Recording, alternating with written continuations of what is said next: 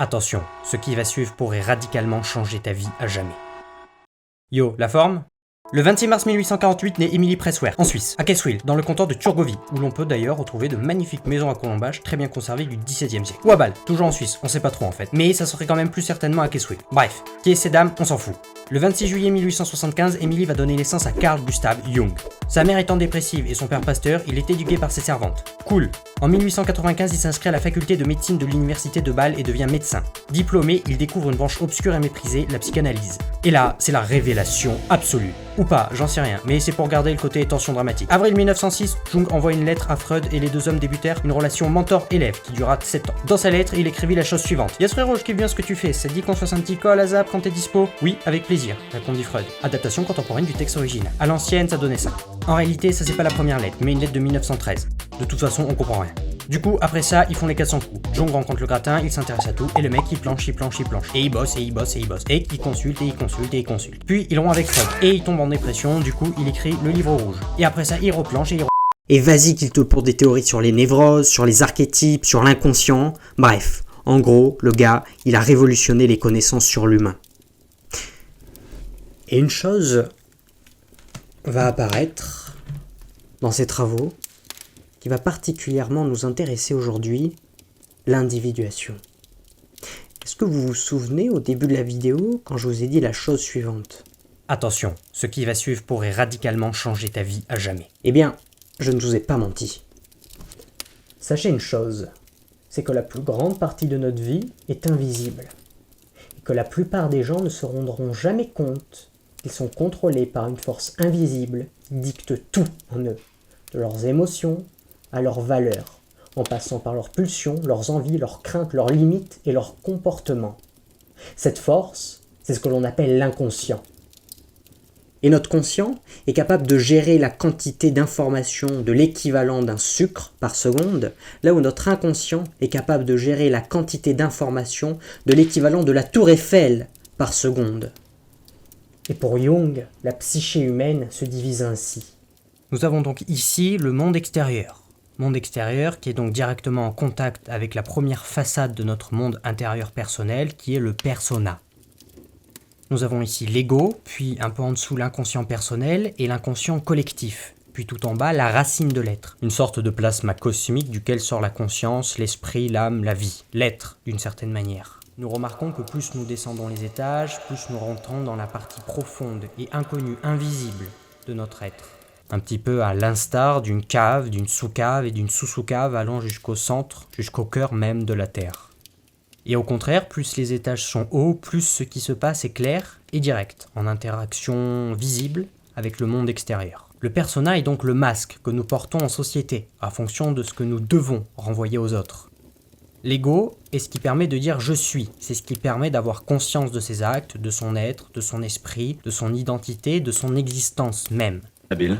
Le persona et l'ego forment la conscience, c'est-à-dire toute réflexion, action desquelles nous avons la possibilité de dire « je sais d'où ça vient et j'ai un contrôle dessus ». L'inconscient personnel, quant à lui, est une sorte de cave dans laquelle vont être stockées toutes les mémoires instinctives et émotionnelles de notre vécu depuis notre petite enfance. C'est dans notre inconscient personnel que va être stocké tous les matériaux de base qui vont façonner notre identité consciente, c'est-à-dire visible, nos valeurs et globalement notre vision du monde. C'est donc une sorte de logiciel qui tourne en arrière-fond et qui nous permet de dire ce qui est bien de ce qui est mal, de dire que l'on appartient à telle ou telle culture, et c'est ce qui détermine notre comportement propre. C'est aussi là que vont être enfermées toutes nos croyances, toutes nos limites et toutes nos craintes inculquées, la peur du loup. Et tout cela s'articule autour d'une partie plus instinctive et animale de notre cerveau, une partie plus profonde. Le seul but de l'inconscient personnel est la survie de son propriétaire. Ainsi, en fonction de la manière dont l'inconscient aura appris à survivre, entre guillemets, c'est-à-dire sa programmation innée depuis la naissance, les influences qu'il aura sur le conscient seront ce que nous jugerons être bon pour nous et nous agirons tel que nous y sommes conditionnés. Car pour l'inconscient personnel, conditionnement est égal à survie. Et enfin, juste en dessous, l'inconscient collectif. Bon, l'inconscient collectif, Qu'est-ce que c'est ? là ça nous intéresse pas trop, donc on y reviendra sans doute dans une prochaine vidéo, mais en gros, pour comprendre, qu'est-ce qui différencie ça de ça, en plus des droits de l'image? Et qu'est-ce qui différencie ça de ça? Parce que dans les 4 cas, techniquement, c'est juste un amas de cellules, qui n'a pas plus de sens que ça. Ça mange, ça boit, ça pète, ça dort. Mais en gros, grâce à ton inconscient collectif, qui est une sorte de giga-mémoire que tu as dès ta naissance, une mémoire génétique, tu différencies les caractères et tu catégorises les choses. C'est la raison pour laquelle tu fais une différence entre les individus, les animaux, les choses, et que tu captes leur aura. Pour faire très superficiel, c'est ça, ton inconscient collectif. Ce qui nous amène donc à l'ombre.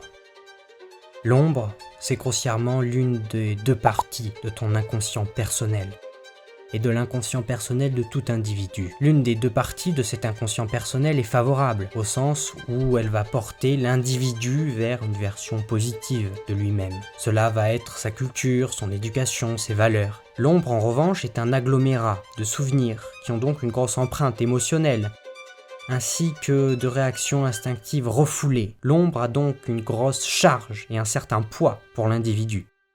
L'ombre se crée d'une part de ce que l'individu a assisté quand il était petit, des éléments à charge émotionnelle forte, c'est-à-dire quelque chose qui marque l'esprit de l'enfant. Et d'autre part, elle est formée de par la dichotomie entre ce que le persona souhaite répondre, et répond le plus souvent au monde extérieur, c'est-à-dire ce qui est socialement acceptable de répondre, ou un comportement qui est socialement acceptable. Je vous en prie, cher patron, c'est avec plaisir que je vais remplir ce dossier ce week-end. Ha ha ha. Et ce que souhaite répondre l'ego, c'est-à-dire ce que l'individu pense et ressent vraiment. Non, je vais pas faire ce dossier. Cette dichotomie crée pour l'individu un souvenir à charge émotionnelle qui va être le plus souvent douloureux, insupportable, et donc qu'il va préférer oublier. L'oubli, c'est le fait de stocker dans son inconscient personnel, mais oublier, ce n'est pas supprimer. C'est donc majoritairement ce qui va bloquer tout individu dans son avancée et dans son évolution, que ce soit par forme de croyance, de limitation, de peur, ou même que ce soit sous forme de maladie, de névrose, de mauvaise humeur, de manque de sens, d'irritabilité ou d'autres joyeusetés, l'ombre est la cause de tous les maux. Car en réalité, ce n'est pas le fait qu'un connard nous double par la droite qui nous énerve, mais ça va être la colère accumulée et oubliée, mais pas supprimée, dans notre inconscient personnel qui refait surface sur un élément extérieur et étranger, un petit peu comme un parasite qui cherche une hôte pour s'exprimer. C'est donc ça, l'ombre. En gros, pour prendre les commandes de sa vie, de son destin, pour détruire cette petite voix qui tourne en boucle au fond de soi et qui nous dit « tu n'y arriveras pas », c'est fait pour les autres, tu n'es pas digne, tu n'as pas de chance, etc. Il faut mettre au clair cette ombre que l'on porte en nous. Littéralement la mettre au clair. Et c'est ce processus qui s'appelle l'individuation. Bien entendu, rien à voir avec le fait d'être individualiste et de ne pas penser aux autres. L'individuation consiste à devenir un individu. Soit une personne entière qui a conscience de toutes ces parts d'elle-même, sans les nier, sans les oublier, sans même vouloir s'en débarrasser, mais bel et bien en les embrassant. C'est devenir le soi, l'individu entier qui se connaît et se regarde dans le miroir sans se craindre lui-même. Le vieil adage dit qu'il n'y a pas d'élévation sans souffrance.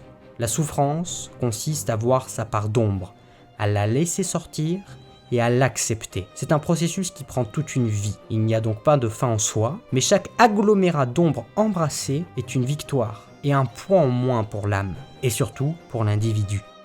C'est donc le moyen de devenir meilleur, plus heureux et plus épanoui, de réellement progresser et de ne pas simplement en avoir l'illusion car on a obtenu une petite promotion ou qu'on a lu des livres de développement personnel.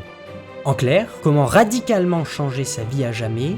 Prendre conscience des chaînes intérieures auxquelles nous sommes attachés.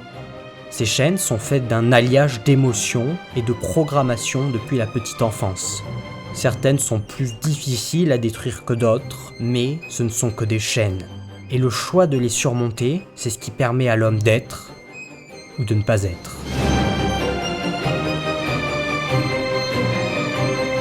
Boum bébé, ça c'est de la fin de beau gosse.